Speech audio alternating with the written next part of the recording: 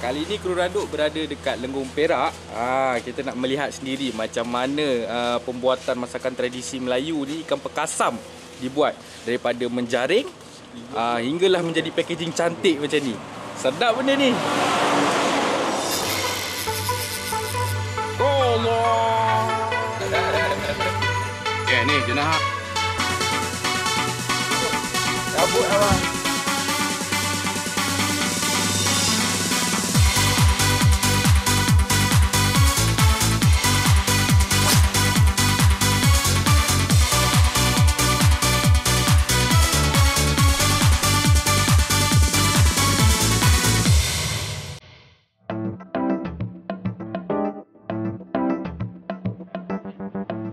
Salam Randuk. Kru Randuk meneruskan perjalanan. Kali ini kami ke daerah Lenggong.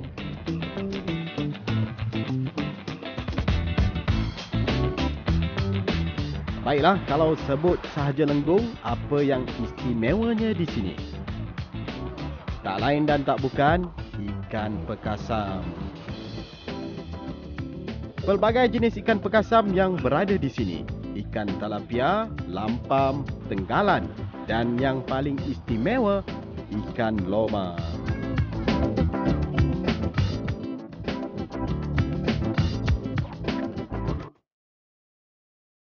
Baiklah, perjalanan kami seterusnya. Kami bertemu Abang Lan, seorang pengusaha bot pancing di Kampung Beng. Dengan harapan beliau dapat menunjukkan kami salah seorang pengusaha ikan pekasam di sini.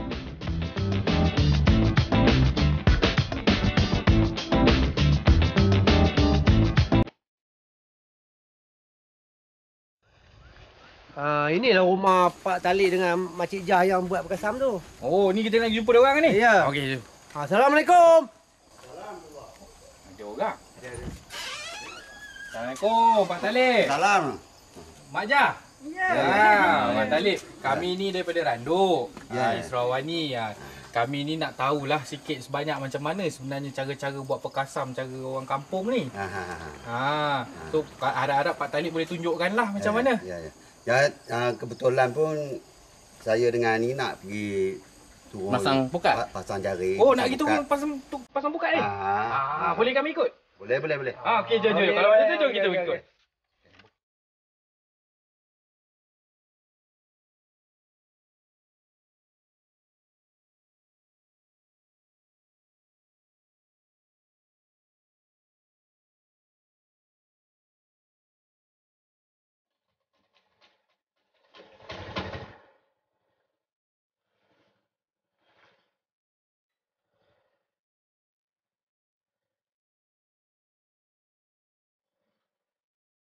Inilah Pak Talib dan Mak Jah, sepasang suami isteri yang masih lagi giat melakukan kerja tradisi turun-temurun dari arwah datuk mereka bagi menghasilkan ikan pekasam.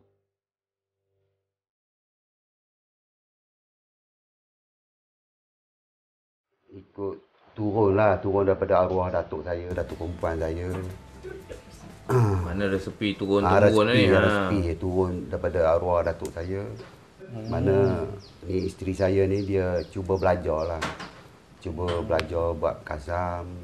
Cuma saya kerja lain, saya bekerja di bawah koperasi, menjaga bot koperasi. Lepas tu sampingan saya menori getah. Jadi isteri saya ni dia lebih fokus pada kasam. Mana saya tidak halang lah dia. Mana saya bagi rancangan. Mana pendapatan tu dia, yang pendapatan kasam tu yang dia punya. Keterujaan kru kami bagi melihat sendiri bagaimana pasangan suami isteri ini meneruskan kelangsungan hidup sebagai pengusaha ikan pekasam.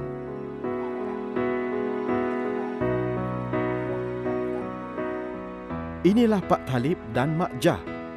Walaupun usia mereka sudah menjangkau lebih setengah abad, namun demi mencari rezeki, mereka gagahkan jua. Biar panas berteriakan menerangi bumi, terkadang hujan, namun hidup perlu diteruskan. Sesekali mata Pak Talib mengerling mencari tempat yang sesuai untuk melabuhkan jaring. Mak Jah dengan pantas menghulurkan jaring satu persatu dengan harapan adalah rezeki mereka untuk kali ini. Sahur lah. Bagi Pak Latif dan Mak Jah juga rasa beruntung kerana masih ada lagi pihak yang sudi menghulurkan bantuan. Buat sakat ini saya ada dapat bantuan daripada, tapi kalau atas tajuk tu dia bantuan cara hidup perikanan ni 200 sebulan. Mana melalui pejabat daerah dia bagilah peruntukan 3,000. Mohon untuk peralatan untuk menambah lah kan. Peralatan buat kasam.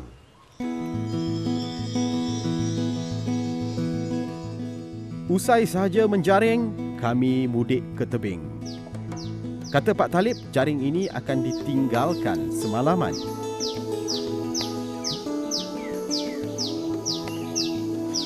Okey, Haji Talib. Tadi kita dah selesai semua nak pukat. Ya, ya. Okey, lepas tu besok baru kita boleh tengok ke? Boleh kita angkat buka, kita tengok hasil ikan tu lah, takat okey. ke. Kena biar semalaman Biar semalaman. Kalau kita tahan petang ni, besok kita angkat. Okey, sekarang ni kita berada dekat dalam rumah Pak Talib dengan Mak Jah. So sekarang ni Pak Talib dengan Mak Jah ni dia nak ajar kita orang macam mana sebenarnya buat perkasam ni. Mak Jah, boleh ceritakan sikit macam mana sebenarnya buat perkasam ni? Boleh lah. Boleh. Ini ikan apa ni Mak Jah ni? Ini ikan loma. Oh, ini ikan loma je ni. Oh, yang ni yang ikan orang cakap paling sedap buat perkasam ni. Kali ini Mak Jah sedang menunjukkan cara-cara membungkus ikan-ikan perkasam ini. Ikan-ikan yang sudah diperap selama beberapa minggu akan dibungkus bersama dengan beras. Sebenarnya letak beras ni untuk apa sebenarnya? Menurut Mak Jah, tujuan ia dicampurkan dengan beras adalah supaya ikan ini akan menghasilkan aroma yang istimewa apabila digoreng nanti. Mesti sedap. Inilah hasilnya. Siap dan bolehlah dipasarkan. Sekarang ni tadi Pak Talib dengan Mak Jah dah ajar cara-cara buat perkasam. Ni dia. Perkasam fresh.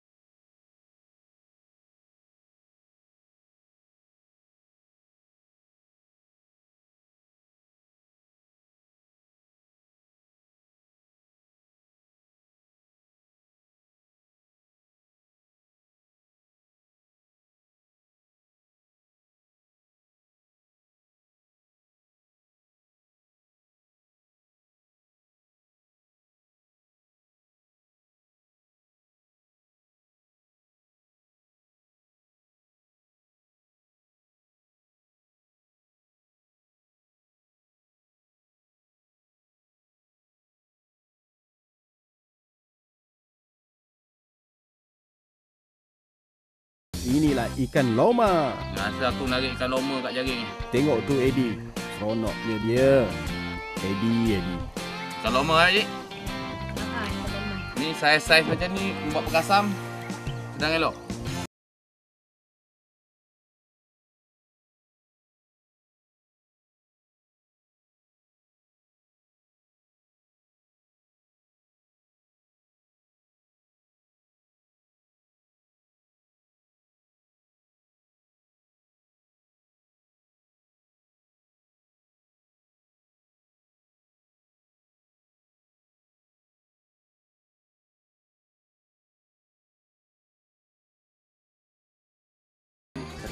Buat kasam.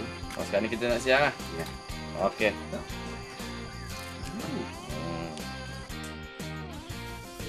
Kelihatan anak Mak Jah sudah pun menunggu. Kali ini ikan-ikan akan disiang dan dicuci terlebih dahulu. Sesudah itu barulah diperap menggunakan garam dan asam selama beberapa minggu. Begitulah rutin suami isteri ini sehari-hari. Bagi Pak Talib, apa yang lebih penting adalah menjaga hati pelanggan-pelanggannya terhadap produk yang mereka hasilkan. Maklum sajalah kadang-kadang pesanan orang ni dia nak dianggap apa kita ni sentiasa ada ikan kasam kan. Dia boleh. Kadang-kadang kita tak naklah kita mengampakan pelanggan-pelanggan kan. Jadi itu terpaksa kita bila ikan tu tak ada, kita terpaksa beli dekat luar untuk nak tampung balik bagi sentiasa ada. Selesai dah tadi kita siang ikan apa semua. Sekarang ni pak cik dan pak cik sediakan kami sarapan ikan pekasam dengan pulut. Ni pulut apa? Pulut lah. Pulut biasa lah. Pulut biasa. Macam pulut kuning apa semua kan. Pulut. Pulut putih. Pulut dengan pekasam. Pulut ikan dengan kasam. Boleh ni makan kot. Ya, saya jemput semualah. Semua Semua jemput. Masuk Semua? makan. Okey. Mari.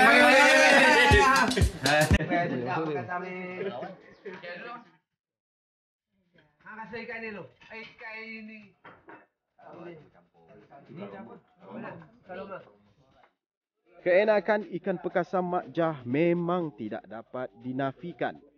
Harapan kami, kru Randuk, semoga Mak Jah dan Pak Talib akan terus sukses dengan perusahaan mereka. Semoga satu hari nanti pewarisnya akan meneruskan legasi orang tuanya. Salam Randuk dari kami sehingga kita berjumpa lagi.